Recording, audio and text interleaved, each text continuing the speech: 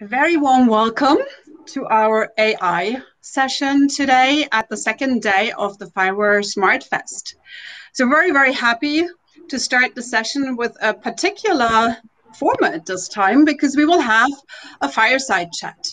I'm very, very excited to announce and introduce our three speakers today for this fireside chat about artificial intelligence, which is Professor Dr. Roman Dumitrescu, Vanessa Cann, and Ulrich Ahle. All three of them have been somehow in touch with FIWARE and even a project that FIWARE has been involved in for the last year, roughly 18 months, which is KI Marktplatz or AI Marketplace in one or the other way. And you will have the chance to introduce also your involvement and obviously your further responsibilities in a second, also to our audience.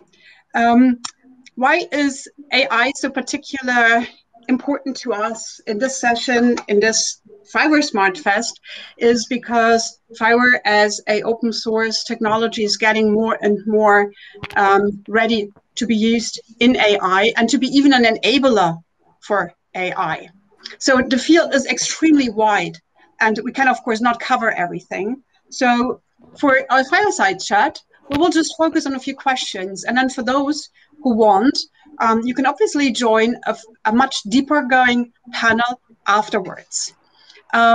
So let's get it go. I would leave to all of you 30 seconds to introduce yourself quickly. And then we have a jump into our fireside chat. And let's start with Vanessa. The stage is yours.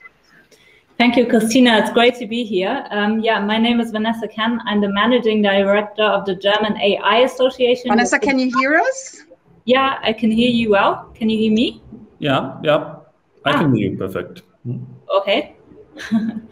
Yeah, I'm the Managing Director of the German AI Association, KI Bundesverband. We're called in Germany. We're the biggest network of AI entrepreneurs, but also companies here in Germany. We're 320 companies. We're trying to, so we're 320 companies now in our association. We're building up an ecosystem that brings everyone to the table, the SMEs in Germany, who are of course strong, also the established companies, the VCs, and the policymakers. And it's really great to be here speaking to you today. I hope you can all hear me, and I'm looking forward to this. Yeah, then next, Roman, if you would introduce yourself. So obviously we have somehow a problem. Roman, would you introduce yourself, please? Yeah, sure. So I'm Roman. I'm professor for advanced systems engineering at the University of Paderborn. So, and I'm also one of the initiators and have the project lead for this AI marketplace where we work very strong together with FIWARE. Yeah, and then let me finish. Ulrich Ahle is my name, CEO of the FIWARE Foundation and also a project member in the AI marketplace project. And I think during this fireside chat, we will have a chance to talk a bit about that project. So then let me simply take this over. And the first question we'd like to discuss is looking at the situation that that artificial intelligence is really transforming the world in different domains. So the question is, what's your view on how much is this transformation being influenced by open source technology today, and how might this change over time? And as Vanessa started earlier, now Roman, the first turn would be on you.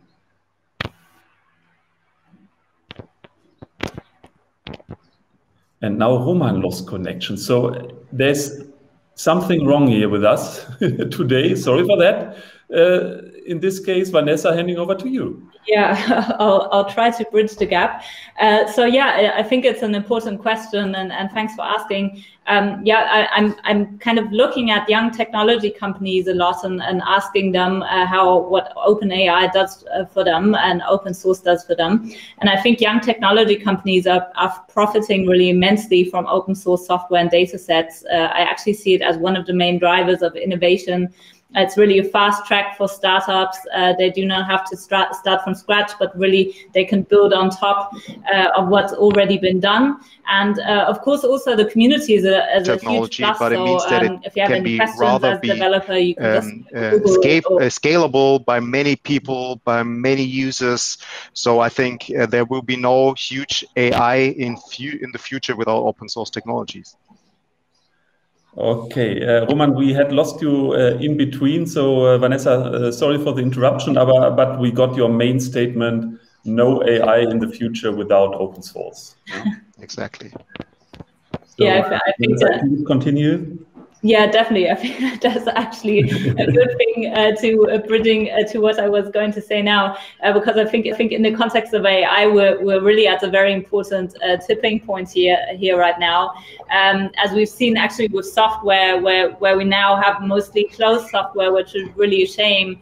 I think we must focus and make sure that AI technology stays open source or becomes largely open source, and we do not become dependent on monopolies. Actually, as the KI-Verband, we started an initiative called Large European AI Models to build the infrastructure that enables us to train large AI models, like also OpenAI's language model, GPT-3, you might know it.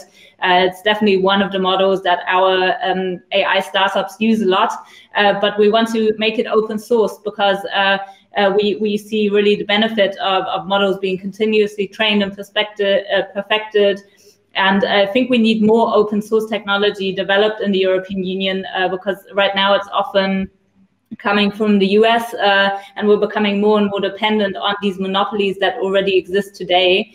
And that's where we want to really place a big emphasis on, so open source and the European market. Mm-hmm.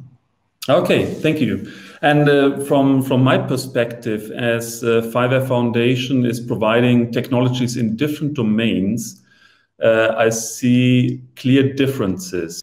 For example, between what is happening in the public sector, where open source based AI solutions are accepted, if not even requested.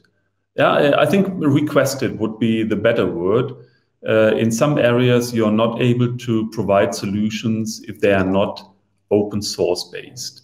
And a bit of opposite to that is in the manufacturing industry, at least in my experience. It's changing slowly, but still here we have to convince end users that also open source based AI solutions are able and capable to support their mission critical processes within the organization, within the product development, within the production, within the logistics processes. And this is where the situation is really different within these different domains. Coming to the second question, and here I would, Vanessa, like you to start with your view, whether open source could be a change, could provide a change for a common language. And maybe we should discuss here a bit about open source on the one side and open standards, which are enabling the collaboration and interoperability on the other side. What's your view on this one? And in this case, you would need to unmute about what you did. Thank you. I think I did, yeah. I think you should be able to hear me now. Yeah, definitely a very important topic. And I think this is especially an important topic when we're talking about also AI for good, AI for social purposes. That's where I see actually a huge chance for innovation also to kind of come together every participant of the ecosystem. We actually had a project called Unlikely Allies also that tried to bring together climate activists and AI developers on entrepreneurs. So worlds that rarely collide, worlds that also speak different languages, of course, and try to bridge this gap. And I think open source can here really be a cheap option, an easy entry for everyone to actually use technology for the health of the planet, the society, also for new innovation. And so, yeah, I think it's a very important topic here. Roman? I can totally agree, because I think from a technician, when I'm thinking about language, I'm also in programming language, but I think it's more about the common understanding of how to put things together, and this is very important, or where open source technology plays a huge role in the future in order to develop in different fields of applications successful systems. So I think this is important, and of course also technical solutions will be more and more easy accessible, like libraries for AI building blocks, for example, will be playing a huge role in the future in order to make many programmers, many developers, give them an easy access to AI technologies. Yeah, and especially when talking now about our project, our common project, AI Marketplace, where we are together working on the creation of a solution to bring providers of AI solutions on a marketplace in connection to end users of AI solutions. In this case, mainly in the area of product development processes of manufacturing companies, to support the usage of AI solutions in product development, where, according to recent studies, at least in Germany, only 1% of the companies yet using AI to further accelerate, to further improve their product development processes.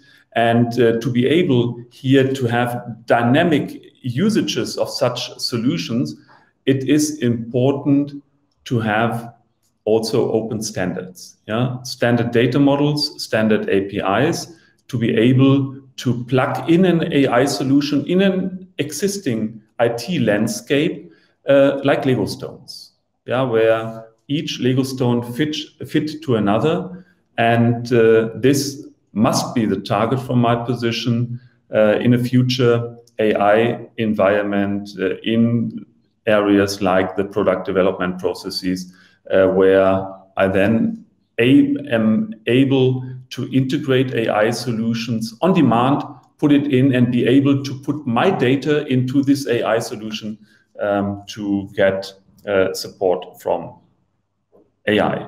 So last question, as it should have been, and it should be only a short session, a short fireside session here. Any good examples you see, any best practices, any excellences today based on open source that should make it to the next level? May I just start? Yeah. Well, there are many examples also from our corporation, also what we are doing in AI Marketplace.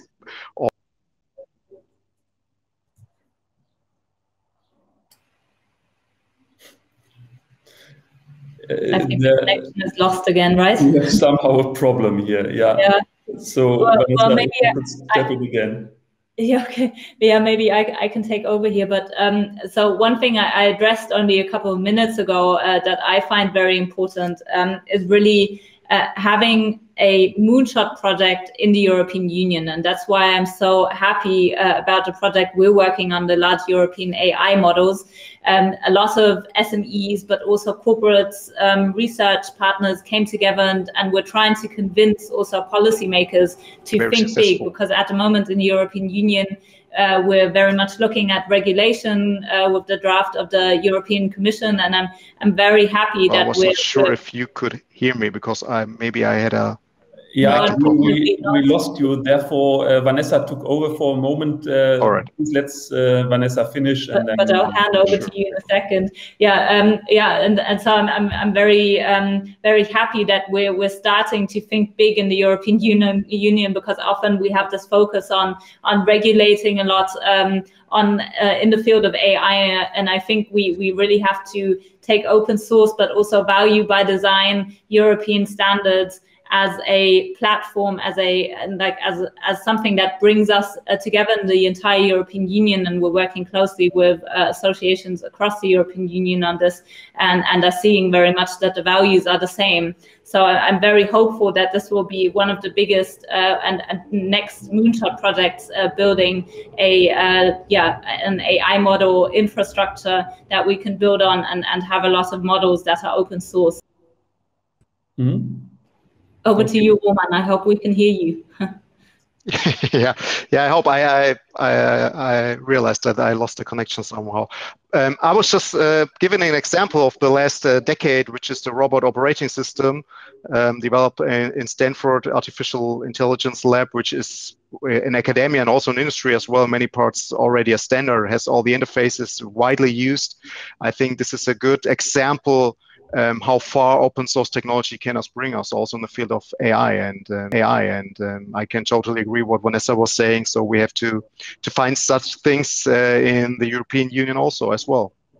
Mm-hmm. Yeah, and maybe to add some examples from my side, they are mainly from the public sector. As I said, in public it is more common to use open source based AI solutions. Maybe two examples. One from the Netherlands, where in Eindhoven they had a very critical street. It's called Stratumseind, 1 kilometer long, 55 bars, pre-corona, 20,000 visitors, a lot of alcohol, a high crime rate. What they did is they installed cameras identifying the moving patterns of the people, so GDPR compliant, no face recognition, no personalized data. Second is microphones, doing sound analytics, no speech recognition, so again, not personalized data, but the kind of sound, aggressivity level of the sound, loudness of the sound, location of the sound. And third, input of context information is social media analytics. So what's posted in this moment of time in Facebook, in Twitter, with relation to the street. And by combining these three sources of context information describing what's happening in the street, using artificial intelligence, using machine learning, comparing it with historical data, the system is able not only to identify critical situations in the street, but to even predict them. And the police officer in the control room of the city is getting an indication. He's getting the right pictures in front of him or of her, and is now able to decide whether to proactively send police people there because it will become critical there in 5 minutes, or to increase the level of light in that part of the street. And in more than 80% of the cases, it's sufficient to increase the level of light. And the crime rate has been reduced by more than 50%. The damages in the bars have been reduced, less transportations to hospital, and so on. And this is a nice example how context information and artificial intelligence could be used. So we have reached the end of our short 20 minutes. Therefore, Vanessa and Roman, thank you very much for participating here in this session, for your valuable input based on your broad experiences. Sorry for the technical problems we had here. I don't know what was the reason for that. I see that also I have now some problems. And therefore, I'd like to hand over to Val to guide us through the remaining part of the session. Thank you. Yeah. Thanks, Ulrich. Well, I just want to say a very few words. We happen to have a lot of the contributors of the white paper that we launched today in the audience, and I specifically wanted to bring my friend, our collaborator, Matthew James Bailey, who has co-created this white paper with us. So Matthew, if you're able to come in and say a few words about the white paper and the things that we have just discussed here, that would be absolutely fantastic.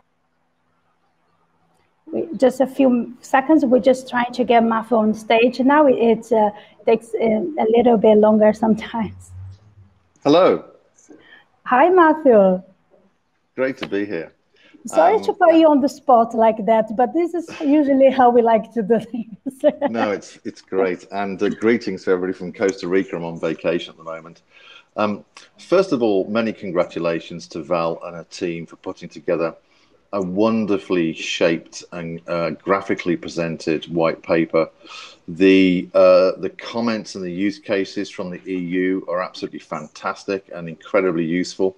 And on my side, I pulled together the content around how to build an ethical centric future for cities with new Alan Turing tests and guidance for cities on how to build their future with AI, with lots of great comments from Intel and from other leaders in the United States of America, such as the Colorado Smart Cities Alliance and smart city leaders.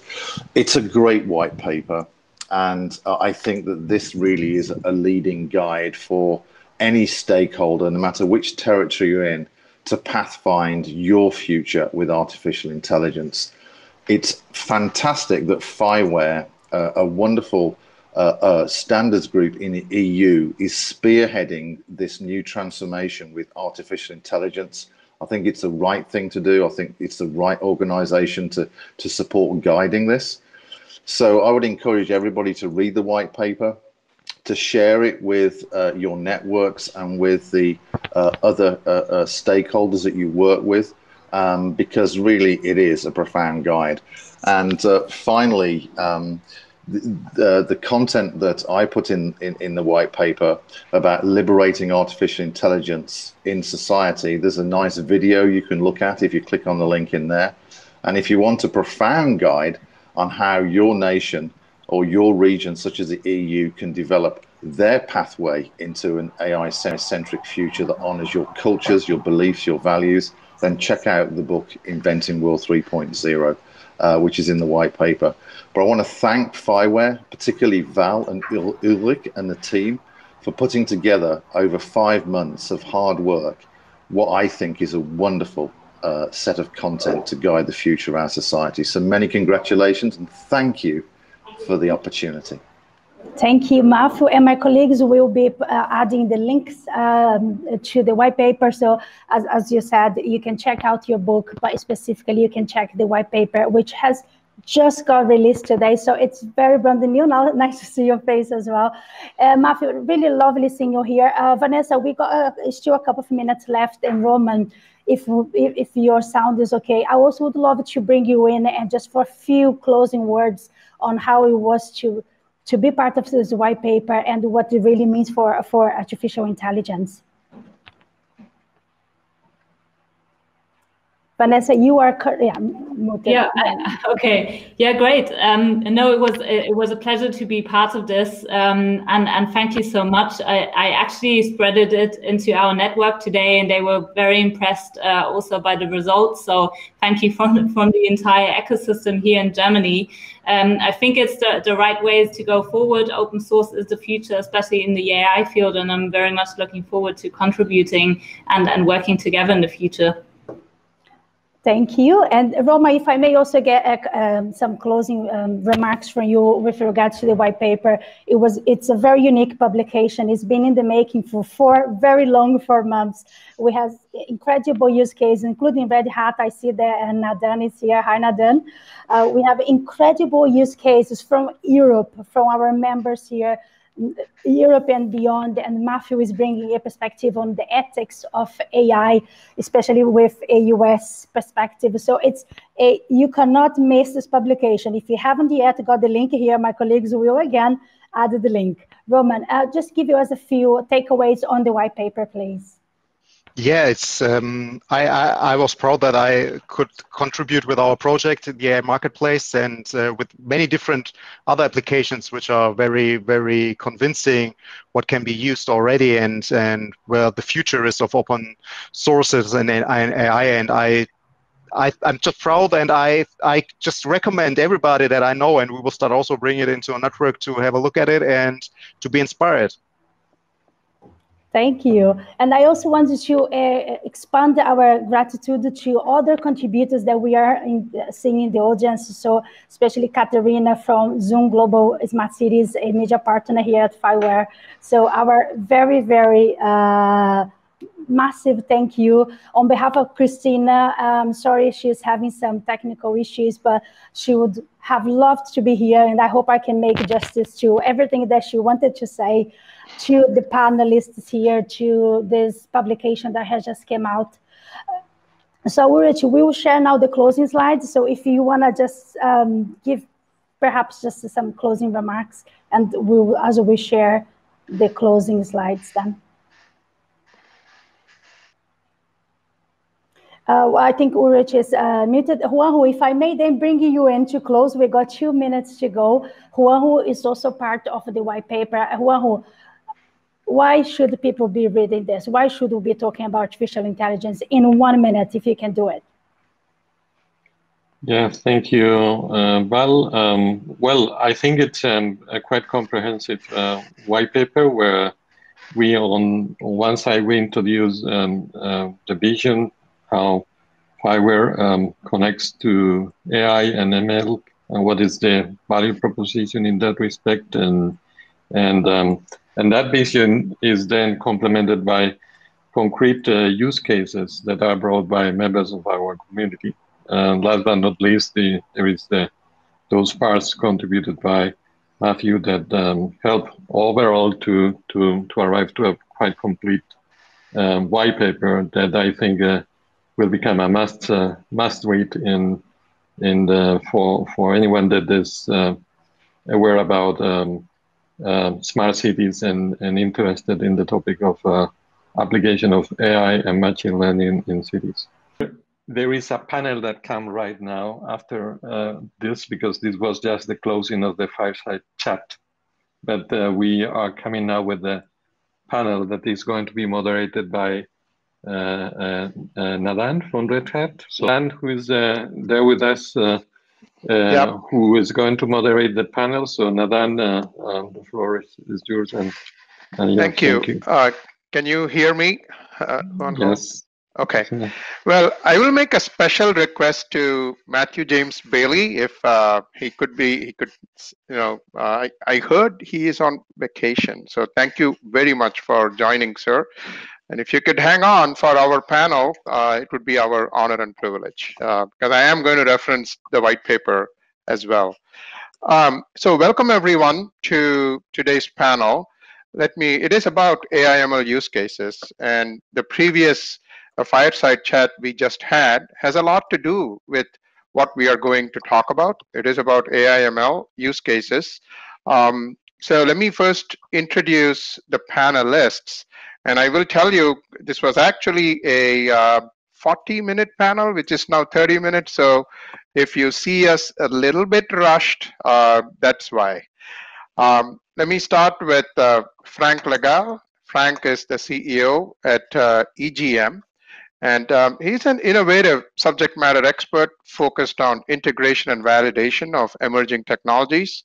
He's all about standardization, including ETSI, where he's the co-chairman for the ISG ICM CIM working group. And he also chairs the interfaces working group of the FIWARE Technical Steering Committee. We then have Francisco Monsanto from Ubiwhere. And Francisco is a smart cities architect at Ubiwhere.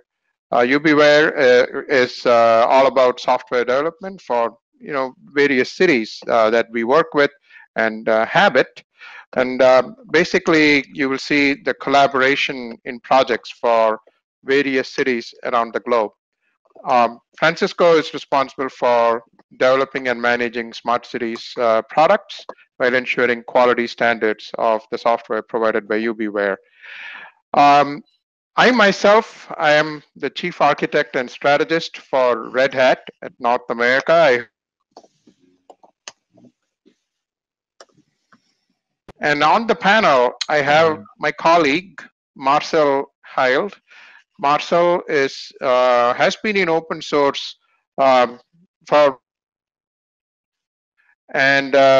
he co-founded a Linux consulting company, worked as a freelance developer, and is now a solution architect at Red Hat. Marcel is from our office of the CTO, and he is part of the AI Center of Excellence. And he's all about open source operations for the hybrid cloud, how AI can help with AI ops. So you will hear from Marcel on this. And I want to say everyone knows Juanjo. Well, Juanjo is the CTO of the FIWARE Foundation and chairman of the FIWARE Technical Steering Committee, which drives the technical direction of FIWARE. It's our honor here to be with Juanjo, and he actively participates in several FIWARE mission support committees, Smart Cities, Smart Industry, Agri-Food, and others. So with that, I'm actually going to tell you a story, and I'm going to share a slide, and it will be a surprise to the panelists as well.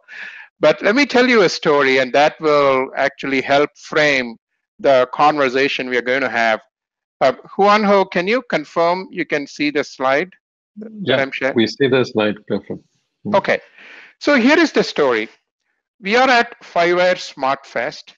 This is the paper that Matthew James Bailey just spoke about. This has been released. It is on LinkedIn. We just posted a link to that.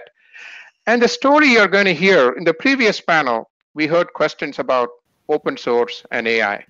We heard references to standards. And as I was listening, it came about that it's really about open platforms and then building open standards on those platforms, making sure that there is an easy consumption model for the AI/ML services. And then if we don't use it for the gains for the actual end users, citizens, human beings, to deploy solution with these capabilities, why should we bother with technologies and interfaces and as a service model and all that? It has to have solutions. And coincidentally, you will see that the panelists actually speak to different portions of this, and you will see how that story evolves. So when I pose the questions, that is where it is coming from. So let's first go to Red Hat, and let me ask my colleague, Marcel, when it comes to open platforms, Marcel, bringing the open infrastructure to cope with demands in production of mission critical systems, that's what we do. You know that, I know that. But can you elaborate, Marcel, on how Red Hat is working towards delivering robust open source frameworks? It's one thing to just have open source, but there is something else, a lot to be said about enterprise grade open source and runtime execution of AI/ML services. And how do you envision combining FIWARE and Red Hat technology? So let's start with the open platforms conversation, Marcel. Sure. And I think this productization bit and making it enterprise ready actually comes at the latest point in that stage. So you mentioned open standards, and I think Linux is the perfect example for that. That was born out of a need to replicate an open source, an open POSIX compliant Unix system so that it can basically break up the silos of all the proprietary Unix providers out there and re-implement based on standards, based on the POSIX standards, a POSIX compliant operating system so that everybody can use it. And now Linux has eaten the world. We're seeing similar trends now with Kubernetes, with containers. It's all started out with the Docker company defining something, and now it's all on the runC environment and standards around how you define actually a container. And I think that's where Red Hat's strength lies. We're really good at identifying standards, identifying trends in the community and trends amongst all vendors and all customers, where they are going, and then picking the basically betting on the fastest horse. And I think we're pretty good at this. And then productizing it so that it's available for enterprise-ready consumptions. And we're doing the same in the AI ML space. So this Open Data Hub is a best-of-breed distribution for things like Spark, things like Jupyter Hub, things like Ceph, where you just pick and choose different components in the AI ML realm and make them run very well on top of Linux, on top of Kubernetes, on top of basically where you have to run your workloads, because in the end AI is just another workload for us. It's a massive workload, right? But making that easy for consumption and making it easy for you to operate, that's where Red Hat's strength is. Thank you, Marcel. So I know you were speaking about standards, but really it is also about the platforms that the standards are based on. So with that, I would go to Juanjo. When we talk about standards, interfaces come to mind, Juanjo, and how a given AI or ML service, how does it gather data and delivering results? And we live in AI ML requires collaboration between so many different parties, especially when we are talking smart cities and so on. And my understanding of the FIWARE vision is, that it is part of the vision that FIWARE is developing with regards to AI and ML. We would love to hear from the CTO of FIWARE, Juanjo. Can you speak to that? Yeah, thank you, Nadhan. Well, actually, I mean, if we think about it, there are many efforts that are spent when we are developing whatever AI or machine learning service. Many efforts spent in creating the interfaces, in creating the extraction processes, and then the publishing mechanism, and what the amount of effort that would be saved if that were standardized and supported already by default by an infrastructure like the one that FIWARE could provide. Those save of cost would be huge, and then people would be able to focus on just the development of the AI algorithms, the machine learning algorithms. That is a bit one of the key added values that FIWARE can bring when we think about AI services and machine learning in smart solutions in general. We really go for an approach based on digital twins. If we think about digital twin as a right approach to address problem and in general development of solutions and mass solutions in different sectors, then the ability to create standard interfaces for getting access to digital twin data paves the way for standardizing these interfaces with AI and machine learning services, because actually what those services can be defined by means of consuming the data that exists and is available in this digital twin representation, and at the same time they can publish the results so that they can be consumed by other applications by means of enriching this digital twin representation. Actually, what one of the, I think, more strong and powerful concepts we support in FIWARE is this idea of the digital twin representation of the world, not just modeling and bringing information about what is observable, what is measurable, and you can see, but also what are the insights, what are the knowledge that you can infer based on this AI algorithm, and you can annotate in that digital twin representation for the other applications to consume. And this standardization is cornerstone to pave the way for creation of marketplaces of pluggable and play AI services in data spaces. Thank you, Juanjo. And I took the liberty of sharing a link to the digital twin white paper that I saw FIWARE had released this week at SmartFest. I did take a look at the AI within cities paper. I cheated. When it was published, I wanted to take a look at what is in there. And Matthew James Bailey, he gave us a good insight into how it came about. So my next question is really to Franck, because Franck, in that white paper, I see a reference to the framework that EGM is implementing to support the concept of machine learning as a service. And my understanding is it combines FIWARE technology stack with the Bento ML open source framework. I'm fascinated. Anytime we actually see technologies that can be easily consumed as a service, I get excited. So Franck, if you can elaborate on that. Yes, of course. So how we came to that idea, we are SME, we have to go to cities and try to find new businesses. And all cities that we met are at one point or another tested some IoT solutions, so for air quality, for transport and so on. So each time with a vertical.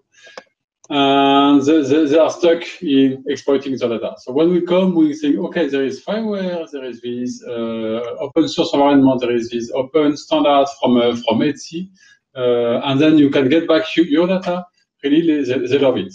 But then they are wondering, okay, how can I build my innovation ecosystem in my city around that? And even if we say, okay, FIWARE is hundreds of companies coming, developing, and so on, still they are not fully convinced. And came the question that how can we further exploit all this data which is being accumulating or going to be accumulated by cities, for example. And that's how we came to that idea of, okay, let's allow people to come with their nice ideas, a nice algorithm, and being able to pack them, push them as a service within the smart city infrastructure. And for that, we investigated a number of tools and selected the Bento ML one, which really allows quickly to pack your models, your AI machine learning model, you pack it, and it can be run on standard frameworks from machine learning and artificial intelligence. And what we do is connecting this Bento ML with the FIWARE ecosystem simply by using the standard NGSILD interfaces and by specifying some specific data model. And now if you use that, you go in the city, you have your model in packet, push it. You can consume data from the FIWARE platform and push enrich information into it. So an example, the traditional example, let's say you can consume data from sensors in the street and then push back the waiting time in front of the museum. That's what could happen with that kind of approach. Thank you, Franck. So just to recap for everyone, what we have spoken so far in telling the story is we first started with the platforms, we then talked about the standards, and then Franck just walked us through the machine learning as a service with the Bento ML framework. But I say this again, if we don't do something real with these standards and platforms and frameworks and all that, thank you very much. It just sits on the shelf. So that's where I go to Francisco. And my understanding, Francisco, is, when developing AI services, yes, it is about, artificial intelligence, but what about ethics? And what about data protection?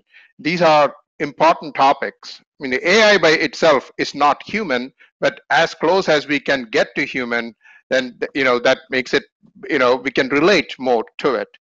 And my understanding, Francisco, is Ubiwhere is actually developing a really interesting project in Hierro that uses AI and addresses this matter of data protection. We are all very sensitive to data. We care about our data, and so the data protection is very important for us as users. So Francisco, tell us about the solution. Hi, thank you for the question. So yeah, I think everyone here will probably agree, and I think many of the panelists even probably already participated in some other sessions or presentations about AI, and I think it's one of the most asked questions is people asking, so what about data protection and what happens to my data and everything? So yeah, this project is called Fog Protect, and Ubiwhere is participating in it, and it's actually about, oh, just a second, because I'm running really low on battery. Okay.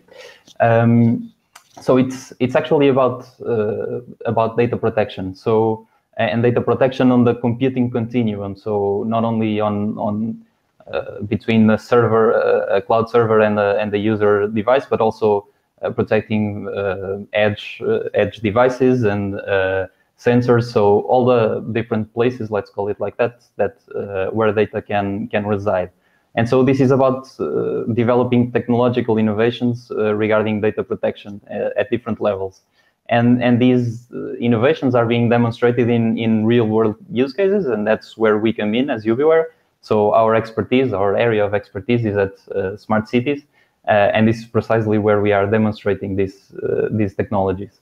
So in our use case, we are developing video analytics tools for some use cases like the one Ulrich had mentioned before. So incident detection on the streets. It can be also stuff like road incidents or obstructions, and also it can be applied to other use cases such as smart parking and smart traffic, for instance. And so what we are doing is processing the video on edge nodes. And so, of course, this brings about all these questions and these issues regarding data privacy. So obviously, we are collecting data feeds and video feeds. And so we are using artificial intelligence and video analytics in order to mask any personal identifiable information. So this can be either people's faces, of course, or it can be even things like license plates, which can identify, obviously, someone. And what we are doing is we are using neural networks to blur all this information. But we also, so this is not the only way we are tackling this problem, because we also need data protection aware services and data protection policies, which ensure that only the right people can access the different levels of detail in this information. So our example would be, for instance, in a smart parking scenario, you can have the parking area operations manager, which may need to access the video feed, but he doesn't need all these personal information. So we can get the video feed with the blurred faces and the license plates. Maybe if you have an analyst, he can only look at the data, so the metadata, so stuff like what's the parking occupancy in the different time slots, for instance. But then you can also have, for instance, in the case where an emergency happens or some accident, and you want to give access to a police officer, let's say, then maybe he would actually need to have access to this personal information. So what we are doing is developing a framework and these policies where we can ensure that only the right people access the needed information. And finally, we are also developing risk management models, which can protect from other kinds of scenarios. So, for instance, you may have a physical attack on one of the edge nodes, which we are using to process the video feeds. And in this case, the system will automatically identify what's the risk that's being presented to the system, and it may do things like cancel the access to the video feeds, while ensuring that other edge nodes can be also processing the information so that there is no downtime for the system. So these are the different paths that we are taking in order to tackle the data ethics problems. And just to finalize, and maybe going back to the other topics related to FIWARE. So all of these components are being developed as open source software. So I think also this is an essential aspect of this project. And of course, many of these can be actually made available as generic enablers, for instance, on FIWARE. And also, of course, any data that's being made available through our project is also being made available through NGSILD. This is something that we are used to doing here at Ubiwhere. And again, because as everyone else was mentioning before in the panel, we also believe that having open data and open data standards and interfaces is something that is essential. Yep, thank you, Francisco. I mean, it's really about open culture where it all comes together, and that's really what makes things happen. Just your description of the features that Ubiwhere is implementing, I want to take a summer vacation and come to Hierro and experience all that. You definitely should. Yep. Thank you, Francisco. Now, Frank, my understanding is EGM, yes, you're providing machine learning as a service, but EGM, like Ubiwhere, is also providing real-life solutions. Can you speak to some of the experiences that you have from EGM? Yes, maybe we have several projects running with cities, but I can mention one which is in fact supporting this, the development of this Bento-ML framework, which is in the context of water management. And we are located in south of France, but I think this applies in many places that we have to deal with water resources. And in our area, you have big festival, sometimes the Cann festival that you may know about, and people want to be sure that we will have water all the season. So it rains until March, April, and then rain and stop. So we have to deal with water resources until the next rain in October and November. So all of the thing is predicting what are going to be the resources availability. So this is one example where we are working with the local government, collecting some data and providing back estimate on water resources availability. And for that, we are working with the local utilities. And maybe just to mention, as I'm online, that there is a challenge which is being pushed by that project, FIWARE for water. You can apply to it if you have innovative solutions, new machine learning model, and you will even be able to make use of that machine learning as a service offer within the FIWARE platform. And put the link in the chat. Thank you. I'm going to pivot a little. I saw Matthew's comment on culture. Matthew, I thank you again for still hanging around. I would love to hear from you. You're the lead author for the paper we are talking about. Do you want to expand on your comment? I mean, you like the open culture comment. Do you want to add a few words to that, Matthew? Yes. So our approach to artificial intelligence is a reflection of the soul of our culture. Basically, we have a personal culture.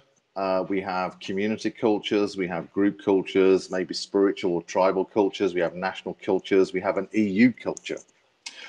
And so how we leverage artificial intelligence and to program it to honor those different diversities of macro down to the individual culture really is where I think is the conversation of the decade, is to ensure that AI does well for everybody, no matter what their personal culture is, to ensure that AI does well in different types of communities and cities that may have common foundational cultures, but might have a slightly different set of nuances in their culture.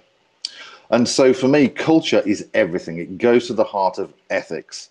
And as we're being stewarded to and being gifted, if you like, the opportunity to develop a new intelligence, if you will, although it's very dumb and feels no love at the moment, we have to look at our history in terms of what culture shaped us, what are those important cultural values, such as honesty, integrity, democracy, other things, that we hold dear, and ensure that artificial intelligence honors that as it goes forward into a digital citizen within society.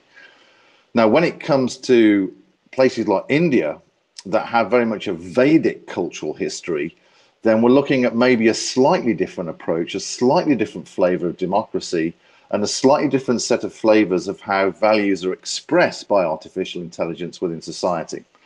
So my point is this: culture is everything. It defines everything within human society.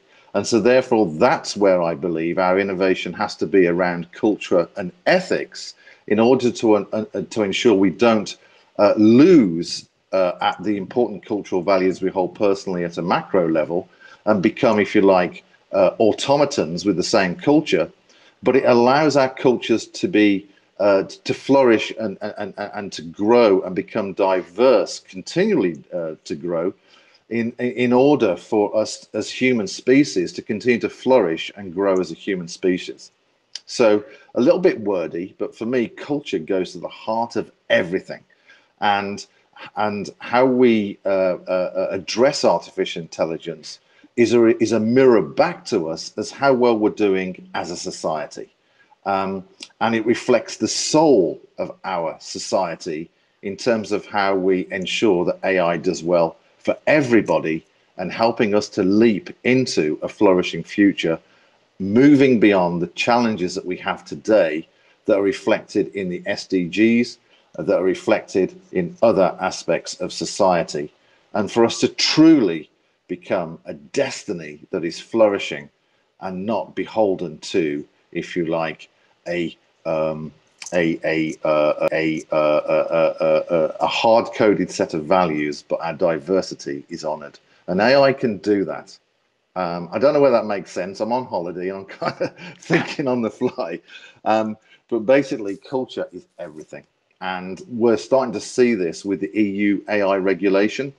That reflects some of the cultural values around user agency and around AI being classified and being certified to ensure that the general public and all organizations understand what kind of AI is being used and its level of trustworthiness. But when we look at the United States of America, it's a little bit Wild West, and they're in a bit of a problem at the moment.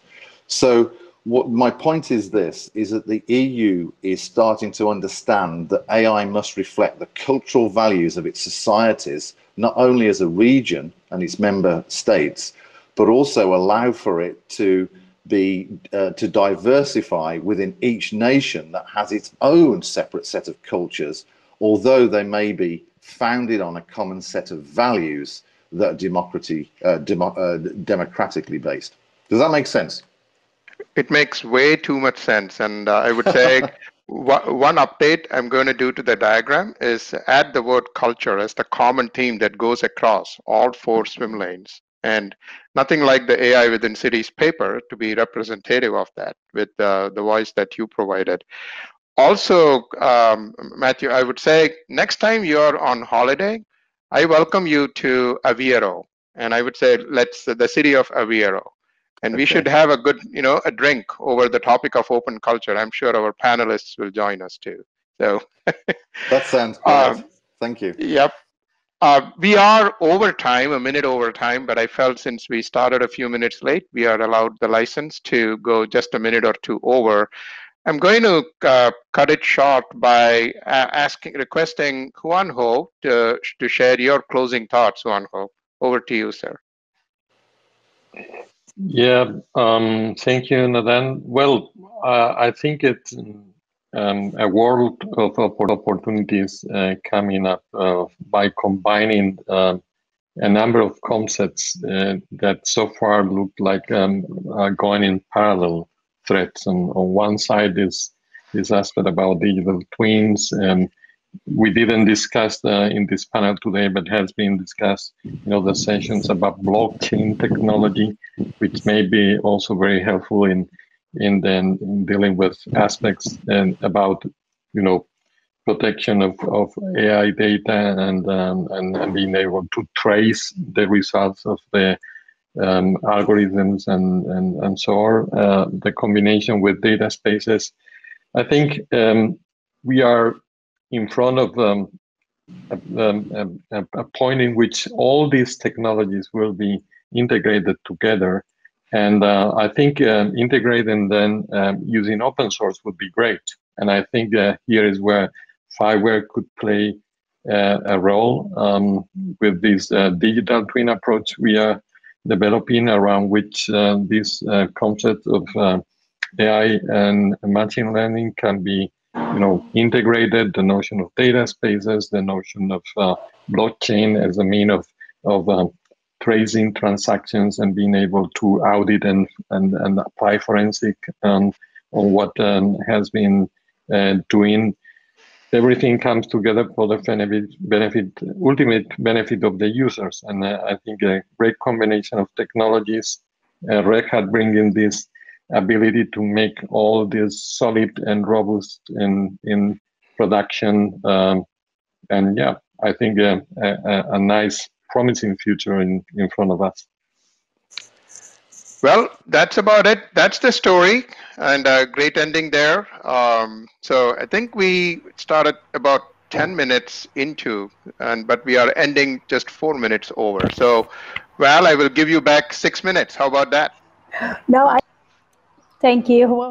And here are our press office emails. So if you want to know more about FIWARE, the added value that will bring you to cities, to many other domains, including energy and smart water, and many others that we don't have time to mention here. So please do get in touch, and we will definitely get back to you. We'd love to hear from you, wherever it is that you're working on and involved with artificial intelligence and open source and open standards.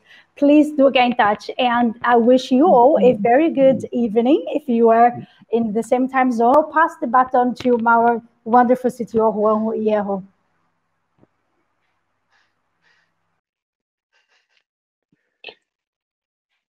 Yes. So I guess we should close now. I wonder whether Ulrich, perhaps you want to give some words, or should we just? No, I think everything is said. Yeah. It was underlined how important AI and the combination of open source and open standards are for our future in a lot of different domains. And the network which is here together, the team players which are here, have definitely the potential to change the world in the future and to use more AI solutions to improve the quality of life of people, to improve the performance of organizations and companies. We just have to join forces. So thank you very much again for your contribution this evening. Our day is not over yet. At 9 p.m. Central European Summer Time, our session for South America, which will be in Spanish, will start. So in 25 minutes, there's a short break now. And for all of those who don't speak Spanish, have a very nice evening, and thank you very much for your participation. Bye-bye. Bye, everyone. Bye. Can I get a photo of the panelists, the panel that we just had? If Francisco, Frank, and Matthew, if you can stay on. Just like a photo in the gallery view. Can I get a photograph? Sure. Will I make the cut, Nadhan? Shall I stay on? Absolutely, everyone really. But can I don't know how to change it to a gallery view. How do I do that, Val? Do you know? Unfortunately, I believe it cannot be done with this platform. Okay, I'm not sure. Unless Val tell me it's feasible, I think we can bring 4 people. Okay, she's doing so. Oh, nice. Oh, that's I see. I don't see Frank. I see Ulrich. Is there a way to bring Frank in as a panelist? Yeah. Well, you may take me out. Yeah, that's good. It's not personal, Ulrich. Oh, there we go. Nice. Okay, and yes, I can see Matthew also. This is perfect. Thank you so much. Let me take the photograph. Say cheese, smile. Cheers. Cheers. Just one more. Hold on. Cheers. All right. You got Thank you, everyone. Yes, I did. Okay. Thank you. Thank you, everybody. Stay safe. Namaste. Thank you. Lovely Bye-bye. seeing you all. Bye. Bye. Bye-bye. Thank you again.